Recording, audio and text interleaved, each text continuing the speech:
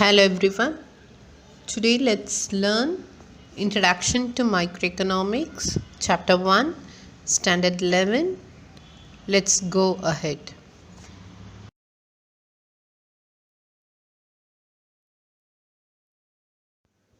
Now let's discuss the scope of economics.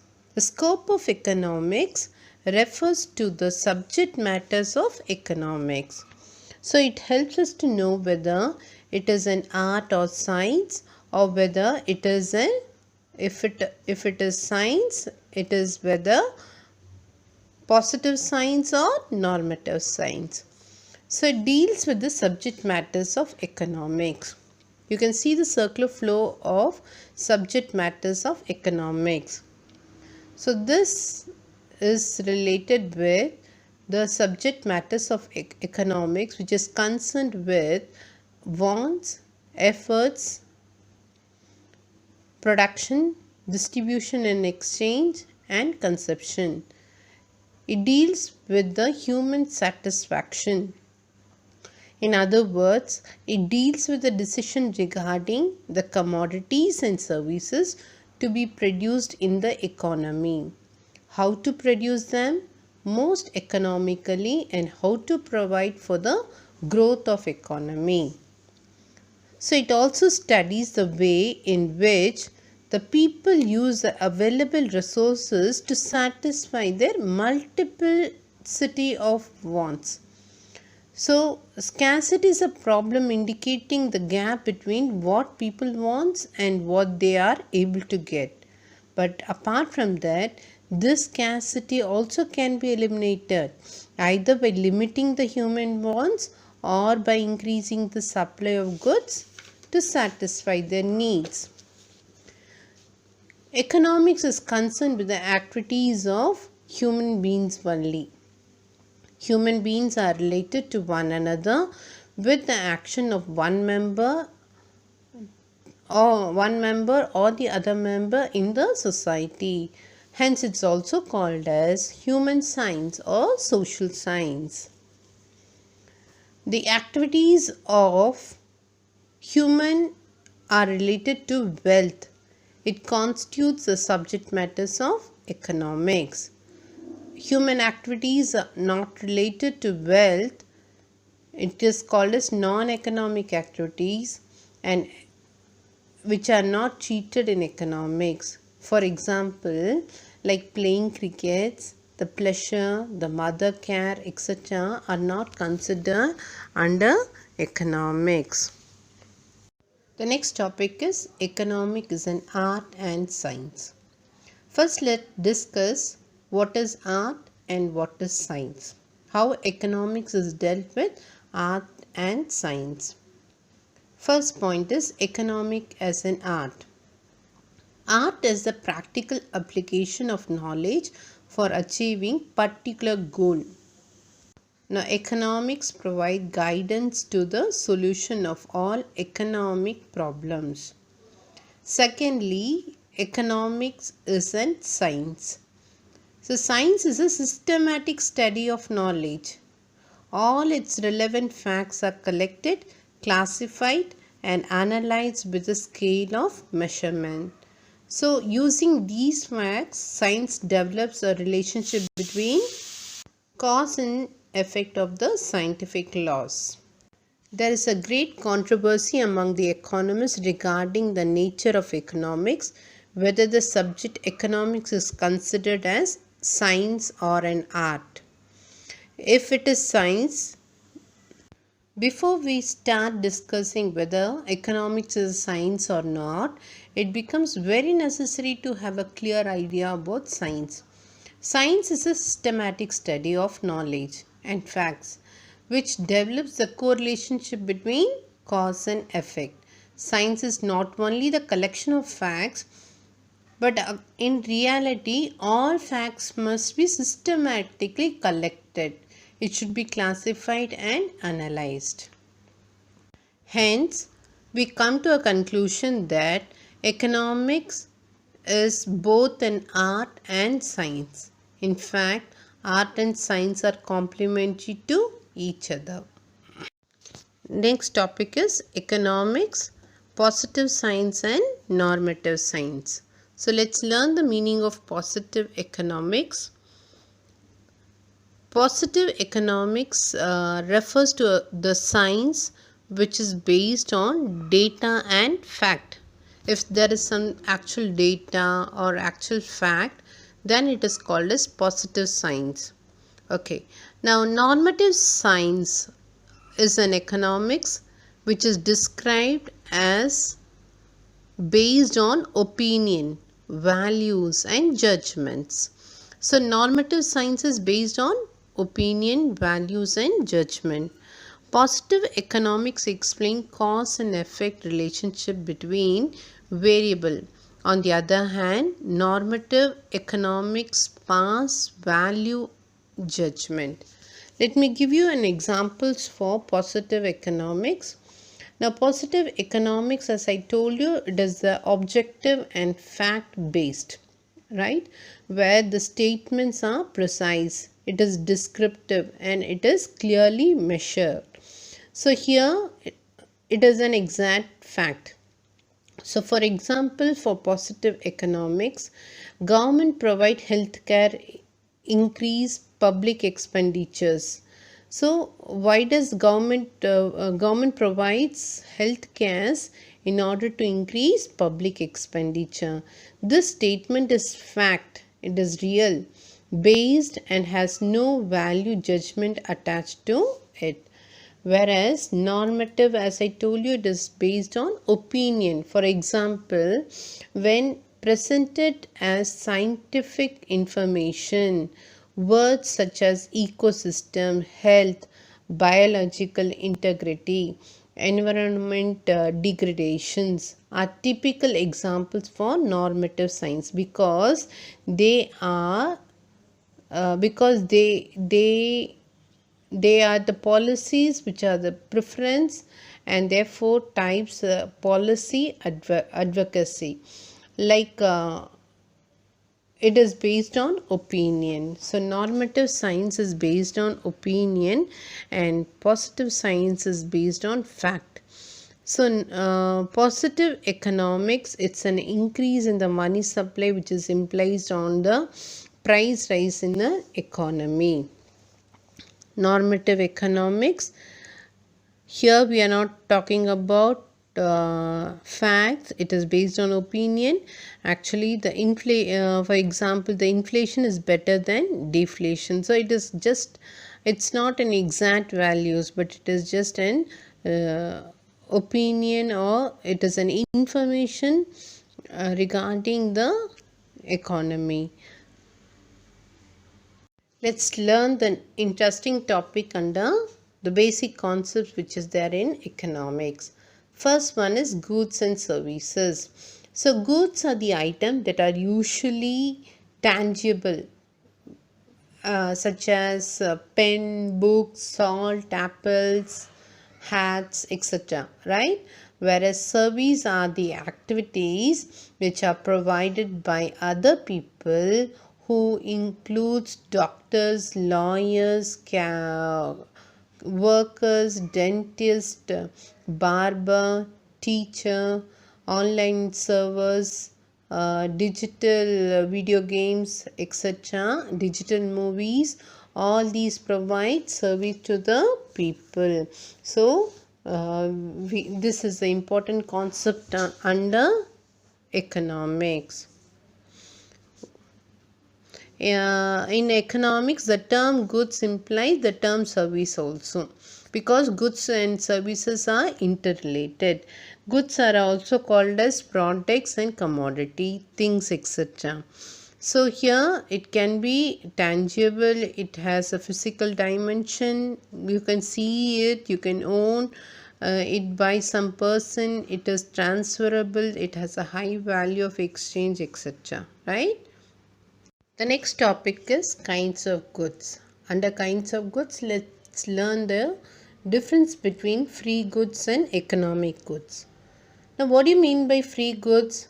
With the term free goods, it is easy to understand. Free goods means goods that are available freely in nature. So the free goods are free gifts of nature. Their supply is abundant. They do not have price and there is no cost of production. They have value in use and do not have value in exchange. It can be used again and again, okay, but it does not have value in exchange. Their values are not included in national income.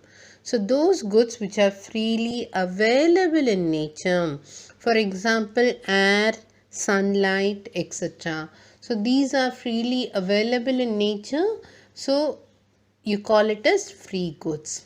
Okay, what is economic goods? Economic goods are those goods which are man-made. Supply is always less than their demand. These goods have price. These goods have cost of production.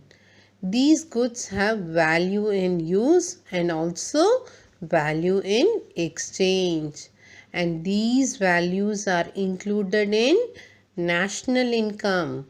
So economic goods are those goods which are man-made goods, which are created by man.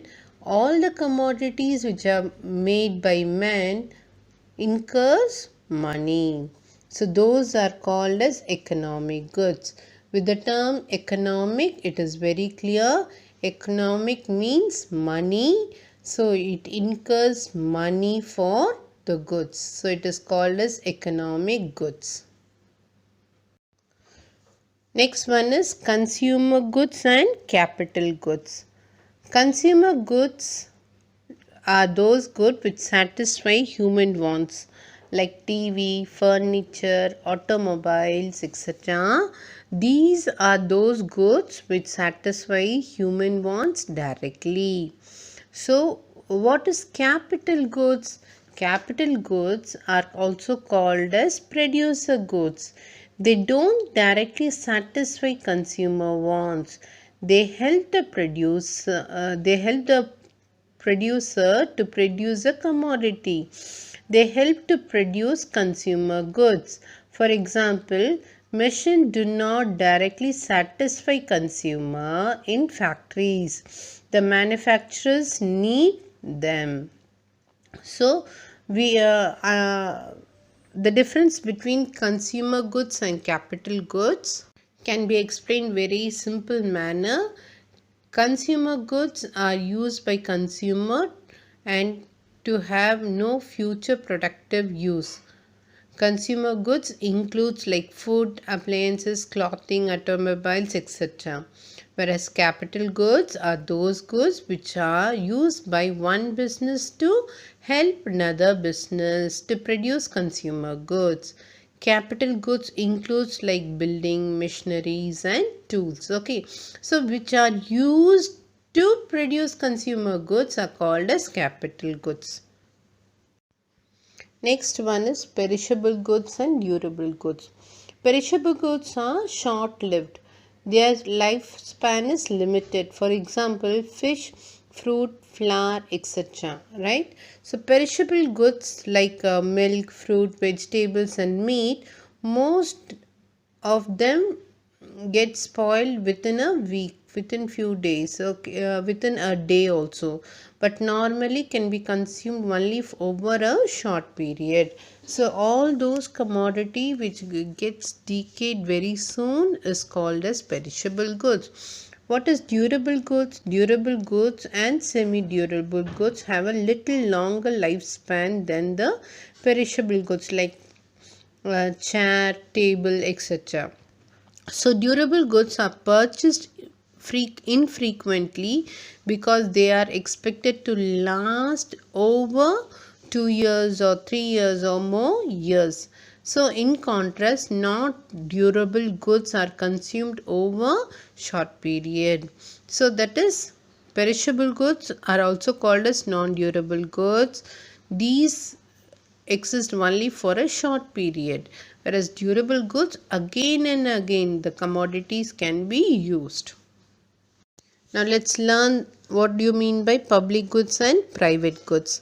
Public goods are those the one which are provided by the government or by the nature for free use by the public, whereas private goods are those goods which are manufactured and sold by the private companies to satisfy the consumer needs and wants. Okay, so public goods are those which satisfy, which is being used by the people, like we use public parks, street lights, construction of roads, etc., transportation, which are being provided by the public, that is the government, in order to provide welfare to the people, whereas private goods are those goods which directly satisfies the consumer needs and wants. You call it as private goods.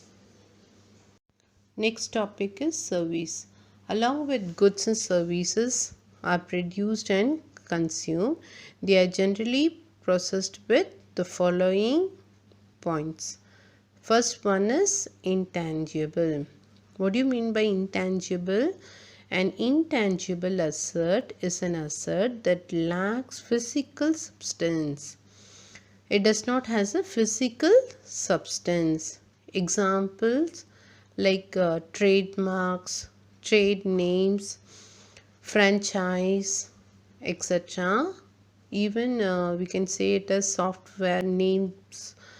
These is a contrast to physical asset and financial asset. An intangible asset is usually very difficult to evaluate. Second one is heterogeneous. Service vary across region or culture background. They can be grouped on the basis of quality standard. A single type of service yield multiple services, for example music, consulting, physicians, etc. So that you call it as heterogeneous. In third one is inseparable from the maker. See, service are connected with the maker, because we say that labor and laborer are inseparable. Fourth one is perishable. Service cannot be stored as inventories like asset. For example, it is useless to possess a ticket for a cricket match. Once a match is over, it cannot be stored and it has no value in exchange. So perishable are those goods which does not incur more in a long period. The next topic is utility. Utility. Utility means usefulness. In economics, utility is the want satisfying power of a commodity or service. So it is the goods and services for an individual consumer at a particular time and at a particular place. So utility means it is usefulness. Utility is a term in economics that refers to the total satisfaction received by consuming a goods or services. Let's learn the characteristics of utility. Utility is psychological. It depends on the consumer's mental attitude. For example, a vegetarian derives no utility from mutton. See, the example is very clear. A vegetarian derives no utility from mutton. Utility of commodity depends on a consumer's mental attitude, and the assessment is regarding its power to satisfy his particular wants. Thus, utility for commodity may differ from person to person psychologically. Every consumer has his likes and dislikes, and everyone determines his own level of satisfaction. For example, a consumer who is fond of apple may find a high utility in apple in comparison to the consumer who has no liking for apples. Similarly, a strictly a vegetarian person has no utility for mutton or chicken. So I think you might have understood, a consumer who's fond of a particular thing differs from the person who is not fond of the same thing. So here the choice differs from one person to another. Second one is utility is not equivalent to usefulness. So here it is not equated with usefulness. Utility simply means that ability to satisfy a want. A commodity may have utility, but it may not have usefulness for the consumer. For example, a cigarette has utility to the smoker, but it is injurious to his health. However, demand for a commodity depends on its utility rather than usefulness. Thus, many commodities like opium, liquor, cigarettes have demand because of utility, even though they are harmful to the human beings. Third one is utility is not the same as pleasure. So utility is not same as pleasure. A commodity may have utility, but its consumption may not give any pleasure to the commodity. So for example, injections or medicine. An injection or medical tablets gives no pleasure, but it's necessary for the patient. Fourth one is utility is personal and relative. An individual obtains varied utility from one and the same good in different situation and different place. For example, a person may find more utility in woolen clothes during the winter than in summer, or at Kashmir than at Mumbai. Next one is utility is a function of the intents of human wants. An individual consumer faces a tendency of diminishing utility. So I'll explain you what is diminishing utility. See, utility is a function of intents of wants. It's based upon our wants. A want which is unsatisfied and greatly intense with will imply a high utility for the commodity concerned to a person. But when a want is satisfied in the process of consumption, it tends to increase the experience a lesser utility for the commodity than before. Such an experience is very common, and it describes as a tendency of diminishing utility, which is experienced with an increase in the consumption of commodity. I'll tell you very clearly. In other words, the more of thing we have, the less we want it. Next one is utility cannot be measured. Utility is a subjective concept. It cannot be measured objectively, and it cannot be measured numerically. See, the satisfaction what you derive within yourself cannot be measured. Okay, so utility being a subjective phenomena or feeling of a consumer cannot be expressed in numerical terms. So utility cannot be measured cardinally or numerically. It cannot be measured directly in a phrase manner.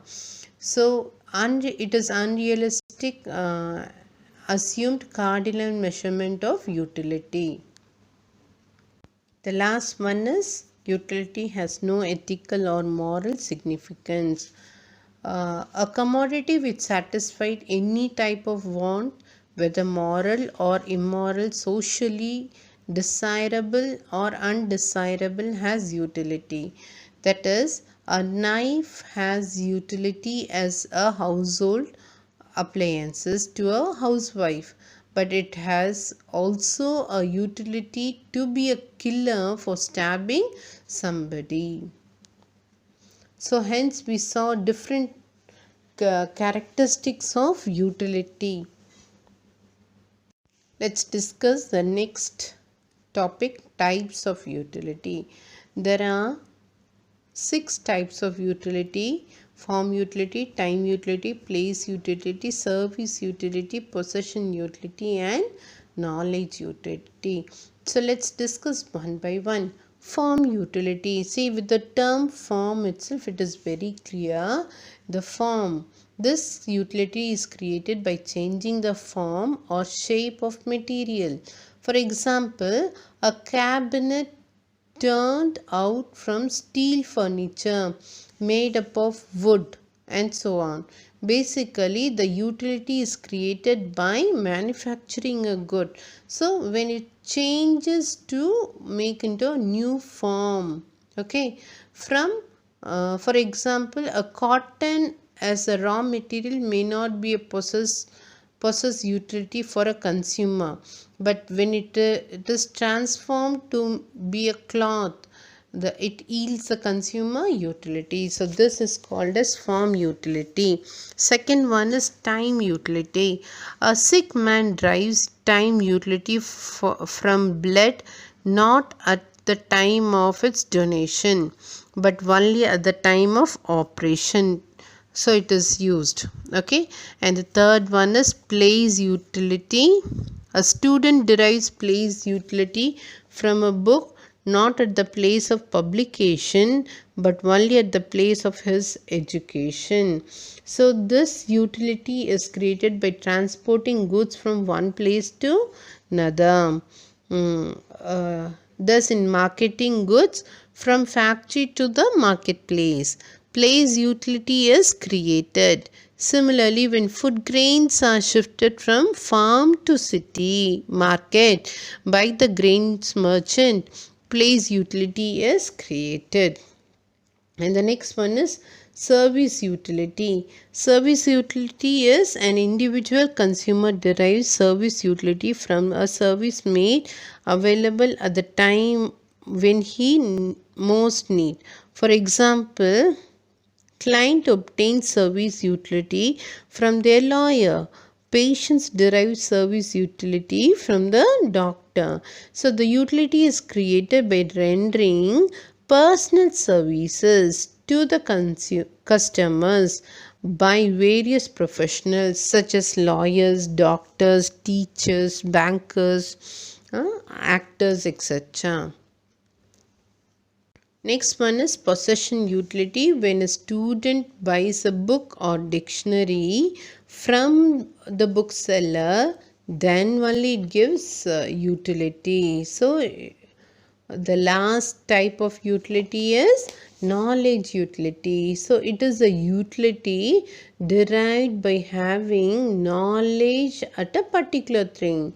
For example, advertisement serves an source of information of an object. See, it is highlighted. In advertisement, they highlight the product. So it gives a lots and lots of information. So this is called as knowledge utility. So we have discussed different types of utility. Next topic is price. Price is the value of goods expressed in terms of money. In modern economics, prices are generally expressed in units of some kinds of currencies. Nowadays, we say that the price is incurred in the form of currency. So it is expressed in the forms of currency per unit, weight, etc. Right? So price of a good is fixed by the force of demand for and supply of goods. Price determines what goods are produced and what quantity is decided how the goods are to be produced. So price is the major determinant of demand and supply. Next one is market. Generally, market means a price where commodities are bought and sold. But in economics, it represents where buyers and sellers enter into exchange of goods and services over a price. Next one is cost. Cost refers to the expenses incurred to produce or acquire a given quantum of goods. Together with this revenue, it determines the profit gain or loss incurred by the firm. See, cost is the price which is incurred to produce a commodity. Okay, to produce a commodity, cost is incurred. So there is a difference between price. Price is after the finished product, a price will be fixed. But before during the time of manufacturing, the cost is incurred. The next topic is revenue. Revenue is income obtained from the sale of goods and services. So total revenue represents the money obtained from the sale of all goods and services. Total revenue is equal to price into quantity. Total revenue is price of per unit of goods and total quantity of goods sold. Okay, so total revenue is the sum of income obtained by the sale of goods and services. So first, price is fixed for the commodity, cost is incurred to manufacture the commodity, market is a place to sell the commodity, revenue is incurred for the sale of goods and services, that you call it as revenue. The next one is equilibrium. Equilibrium. The term equilibrium means equal, a state of balance, a state of rest. It is called as equilibrium. It is divided under two categories. One you call it a stable equilibrium and the other one is particular equilibrium and general equilibrium. So stable equilibrium. Equilibrium is a position where there is no change, no tendency to change or move. That is called a stable equilibrium, where price and the quantity demanded remains stable. So the equilibrium of a producer occurs when he gets maximum profit. Consumer equilibrium occurs when he gets maximum satisfaction.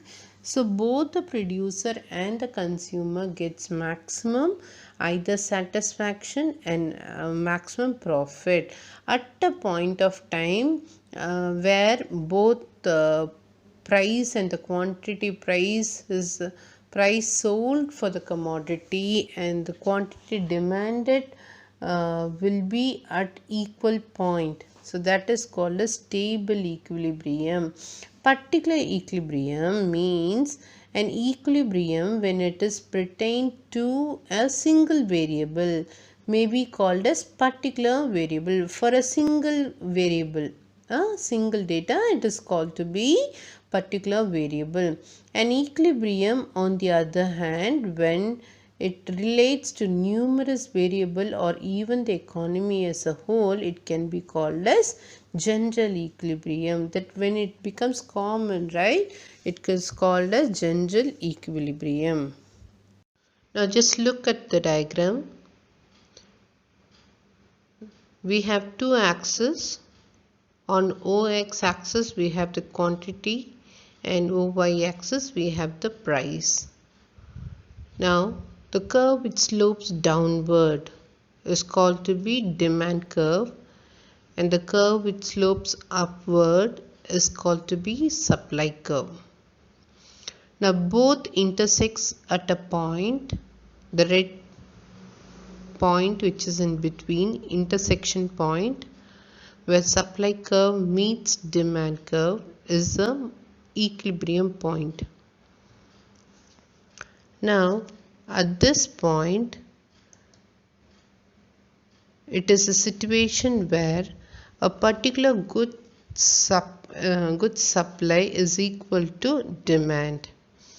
When the market is in equilibrium, there is no tendency for prices to change. We say this market clearing price has been achieved. A market occurs when buyers and sellers meet to exchange money for goods. A price mechanism refers to how supply and demand intersects to set the market price and the amount of goods sold. At most prices, planned demand does not equal planned supply. This is a state of disequilibrium that you will be learning in your higher classes. A market equilibrium is shown in the diagram. In the diagram, we can say that equilibrium price is P1 and the equilibrium quantity is Q1.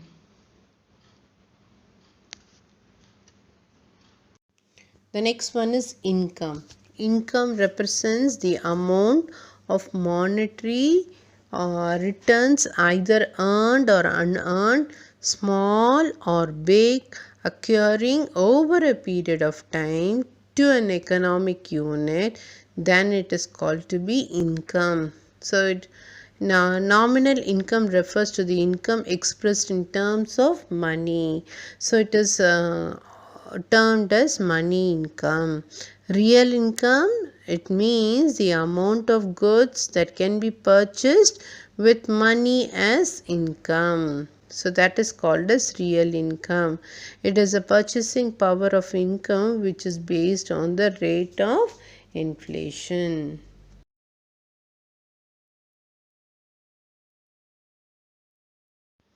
Any economic analysis involves the formulation of law and generalization through these two methods called as deductive method and inductive method. Let us discuss what is deductive method.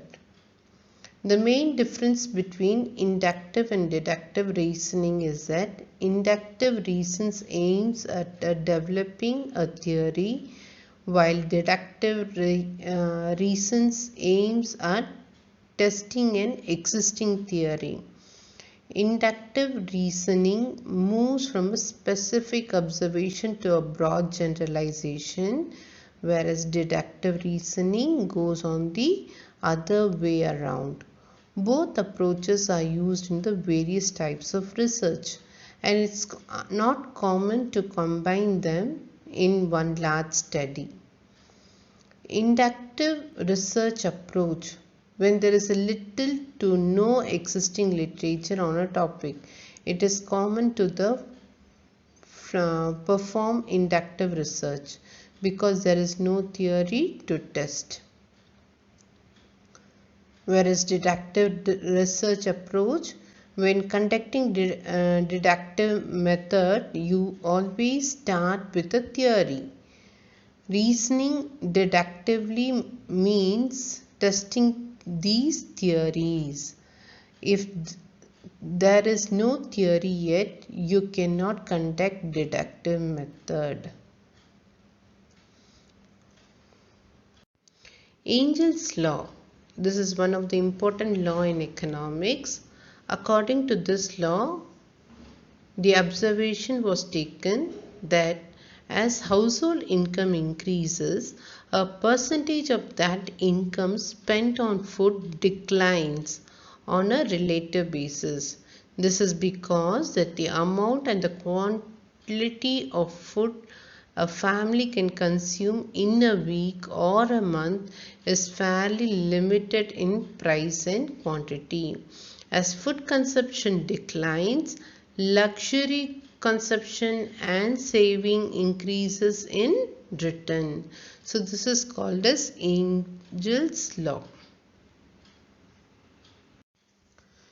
Economic laws are like scientific laws, which trace out a causal relation between two or more phenomena. As a result, the natural science, a definite result is expected to follow from a particular cause in economics. Since economic laws are like scientific laws, they are universally valid. There are five major divisions in economics, namely consumption, production, exchange, distribution, and in modern economics we have public finance also.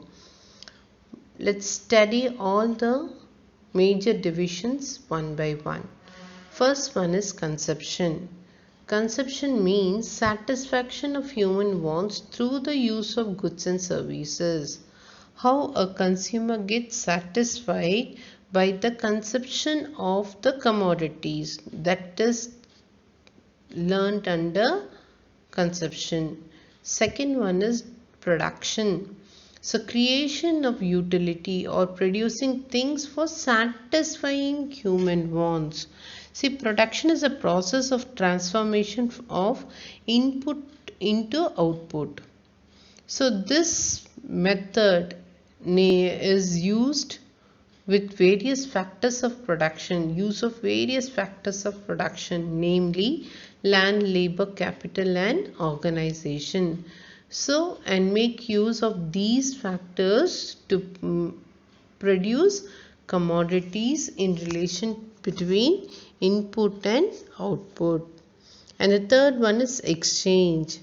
What is it? Exchange, the process of buying and selling constitute exchanges.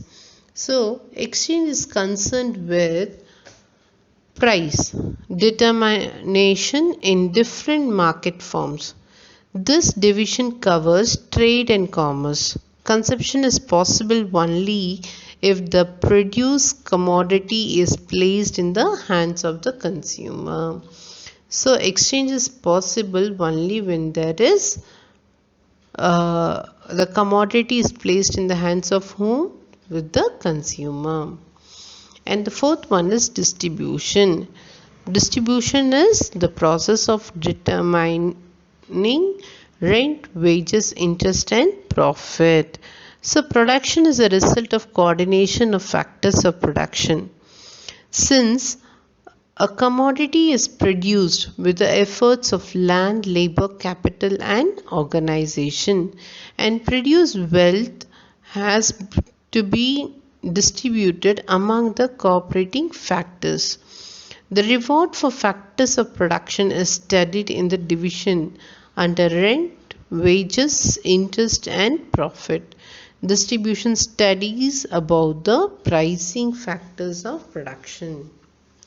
And the last one, for your study it is not required, but keep it in your mind. In modern economics, modern economy, we learn public finance also as a division of economics. It's a study of public revenue and public expenditure in the economy. Economics is divided under two major categories. One is microeconomics and the macroeconomics. As we already discussed, microeconomics means it's a single consumer and macroeconomics means it is an economy as a whole. Let's learn the difference between microeconomics and macroeconomics. Microeconomics, it is the branch of economics which deals with economic decisions making of individual economic agents such as producer, the consumer. So micro, already we discussed, it deals about individual, a single unit.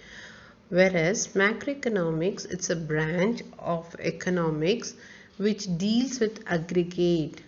The term aggregate means whole and the average of the entire economy. Example, aggregate output, aggregate national income, aggregate savings, aggregate investment. That means the term aggregate means large, okay, whole. So it deals with the large scale economy as a whole. So that is the first point. Second point is it takes into account small component of the whole economy. Because we are talking about a single individual, it deals with a small component. Whereas macroeconomics, it takes into consideration to the economy of the country as a whole. So it deals about the country, entire country, entire economy as a whole. And the third point is it deals with the process of price determination in case of individual product. So it deals with price of individual products and individuals factors of production, whereas macroeconomics, it deals with general price level in an economy. Since it deals with the entire country, it deals with the general price level. Fourth point is it is known as in price theory. The theory of price, or it is called to be price theory in microeconomic principle, that uses the concepts of demand and supply to determine the appropriate price, the point for a given goods or services. The concept of price theory allows for price adjustments and makes condition changes. Okay, whereas so it is dealing with price theory, whereas macroeconomics is concerned with the economic issue of the entire country, which occurs on the national scale.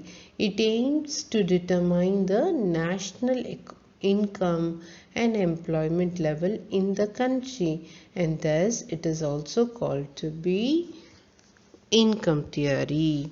Okay, and the last one is it is concerned with optimization goal of individual consumer and producer. So it optimum, the maximum decisions are taken only by an individual. Maximum level of dealing is dealt with only an individual consumer and producer, whereas macroeconomics, it optimizes the growth process of the entire economy.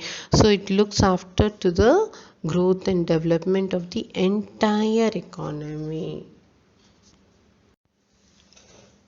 Economies are divided into several types. Let's discuss one by one. First one is development economics. The countries have been classified into developed, developing and underdeveloped on the criteria of per capita income, human development index and happiness index. To know the growth and development of the economy, development economics is studied, and it is very helpful for the growth and development of the country. The second one is public finance. Public finance is concerned with the income or revenue raising and expenditure incurring activities of the public authorities, with the adjustment of one with the other. So public economics deals with the expenses which is made to the public in the form of public finance, public expenditure, public revenue, public debt and financial administration. The next one is international economics. In the modern world, no country can grow in isolation. Every country is having a link with the other countries through the foreign capital investment or foreign direct investment and an international trade. So, a mutual link between the other countries, abroad countries, in the form of trade link or through mutual link, it is studied under international economics. Next one is health economics.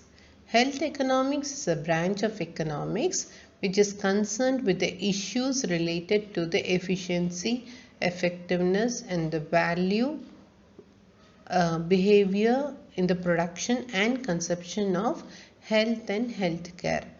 Uncertainty in the instinct to health, both in patient outcomes and financial concerns.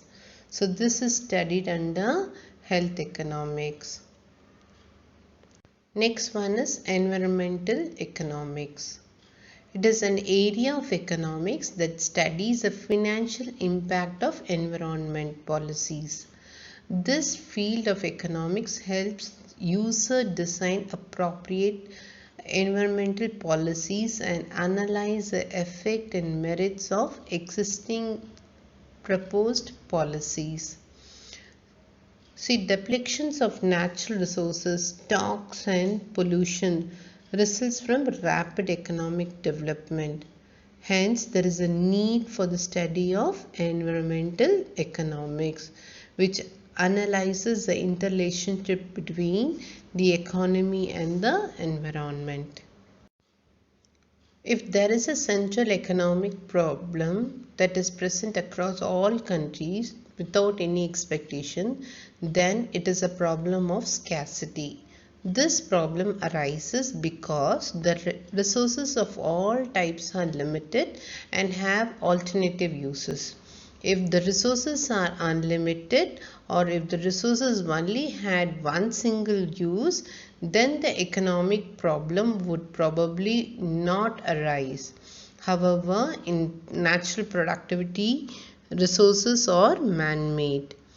So, the central problem gives rise to three basic problems which arises in the society, namely what to produce, how to produce, and for whom to produce.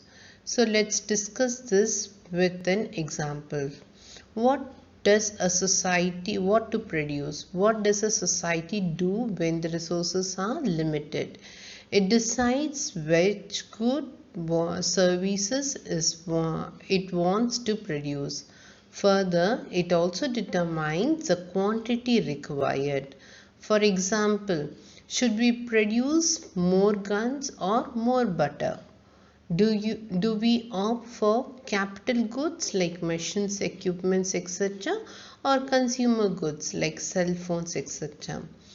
While it sounds elementary, society must decide the type and quantity of every single goods and services that has to be produced. How the goods has to be produced? This is the second question which arises as a problem in the economy. The production of goods is possible by various methods. For example, you can produce cotton cloths using hand looms, power looms, or automatic looms. While hand looms requires more labors, automatic looms requires higher power and capital investment. So society must choose between the techniques of production to produce the commodity. Similarly, for all goods and services, similar decisions are necessary. Further, the choice depends on the availability of different factors of production and their prices. So, usually a society opts for a technique that optimally utilizes its available resources. And the third question arises, basic problem of an economy is for whom the good has to be produced. Okay, think about it. Can a society satisfy each and every human wants? Certainly not. Therefore, it has to decide on who gets what shares of the total output of goods and services produced.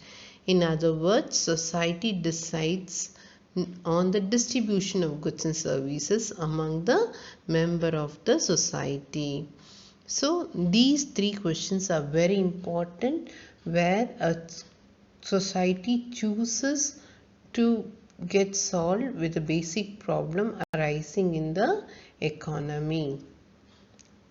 Therefore, these are the fundamental economic problem, and these are the issues of the scarcity and how best to produce and distribute these scarce resources. Scarcity means there is a finite supply of goods and raw material. There are n number of resources, which means they are limited and can run out. Unlimited ones means there is no end. to the quantity of goods and services people would like to consume. Because of unlimited wants, people would like to consume more than it is possible. Due to the scarcity of resources, a society faces a compulsion of making choice among alternatives. It faces the problem of allocating the scarce resources to the production of different possible goods and services, and of distributing the produced goods and services among the individual within the economy. Thank you.